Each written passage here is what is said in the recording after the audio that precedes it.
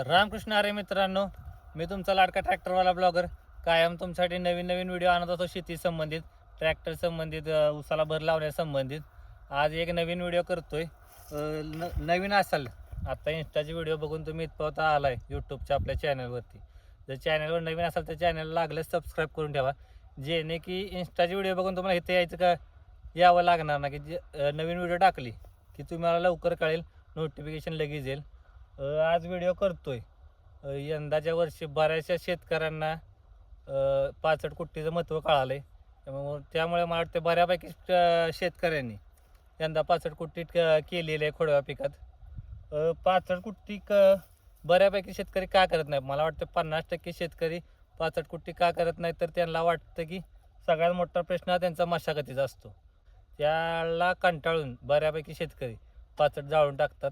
पण आता बऱ्यापैकी शेतकऱ्यांना कळालं आहे की पाचट किती महत्त्वाचे ठेवणं, जाळली नाही पाहिजे. तर आज व्हिडिओ करतोय. हा प्लॉट बघू शकता. हा सरासरी ऊस जाऊन एक 2 ते 2.5 महिने झालेत. कसं आहे, पाचट कुट्टी केली तर सर्वात पहिले प्रथम म्हणजे सुरुवातीपासून नियोजन चांगलं पाहिजे. मुळात म्हणजे पहिली पाचट कुट्टी चांगल्या ट्रॅक्टरवाल्याकडून करून द्या.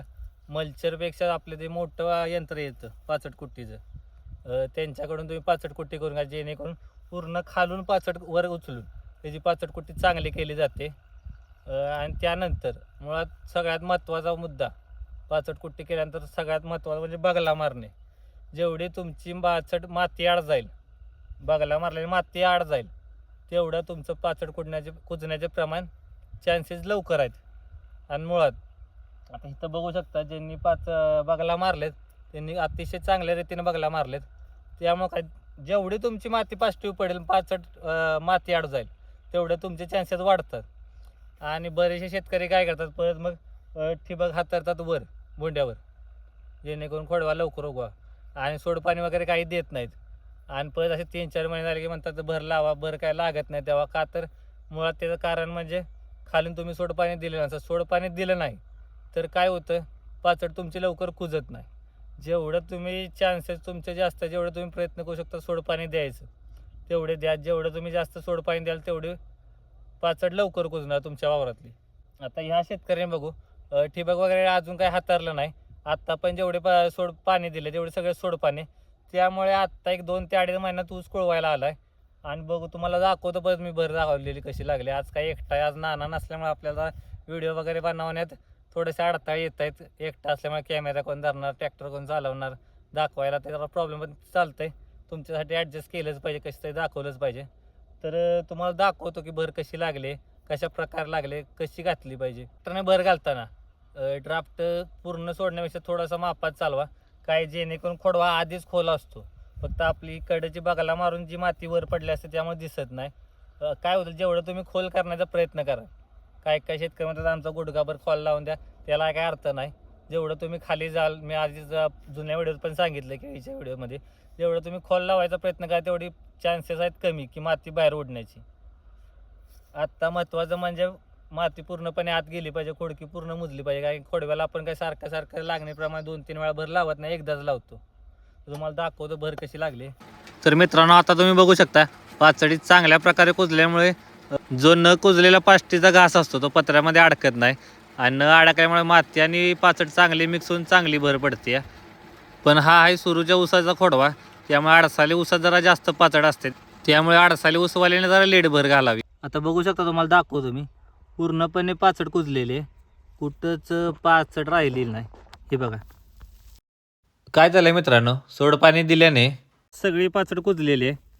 बघा, जेवढी पाचड तुमची नरम पडेल पाण्याने तेवढी त्याचे कुजण्याचे प्रमाण जास्त असतात.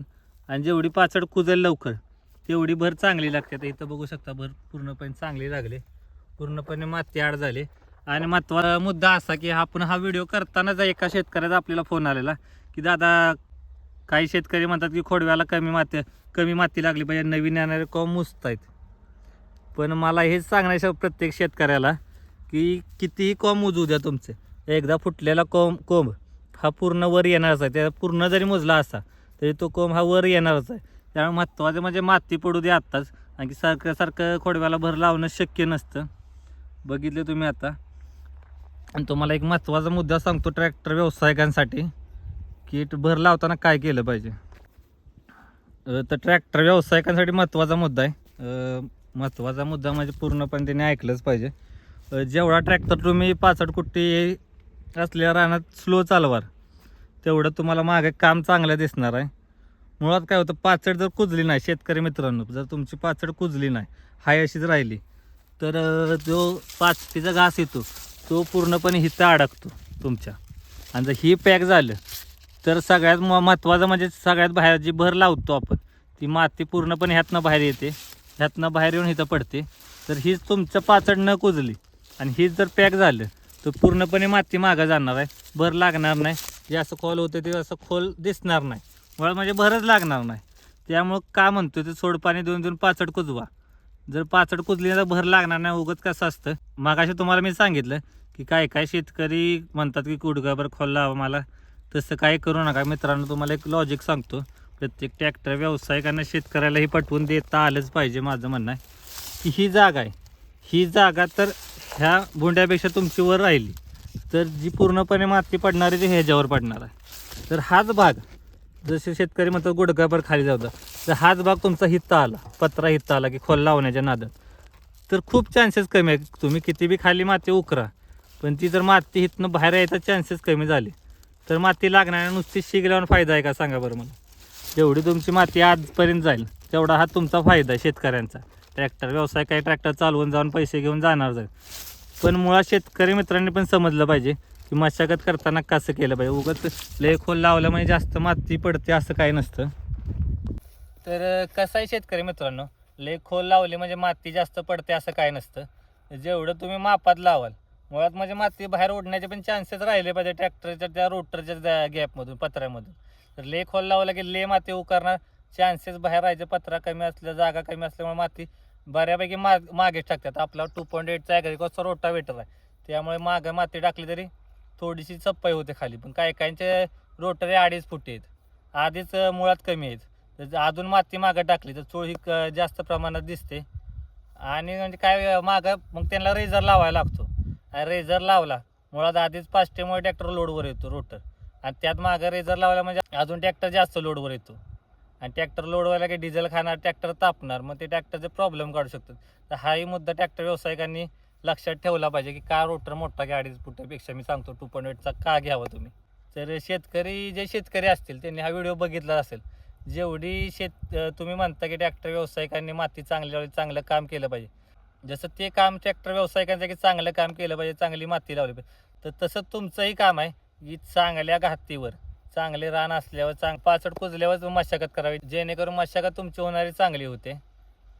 जसं शेतकरी व्यवसाय कसा आहे, शेतकऱ्याने जेवढा विचार करेल, थोडासा डोकं लावायला आपल्या शेतीमध्ये की कसे आपलं काम चांगलं झालं पाहिजे. ट्रॅक्टर व्यवसाय काय येणार काम करून जाणार आहे, आपलं काम कसं झालं पाहिजे शेतकऱ्यांनी विचार केला पाहिजे. आणि कसं कोणत्या गातीवर केलं पाहिजे, कसं केलं पाहिजे, तुमचा विचार आहे. तुमचं काम चांगलं पाहिजे, झालं पाहिजे, तुम्ही पण लक्ष दिलं पाहिजे.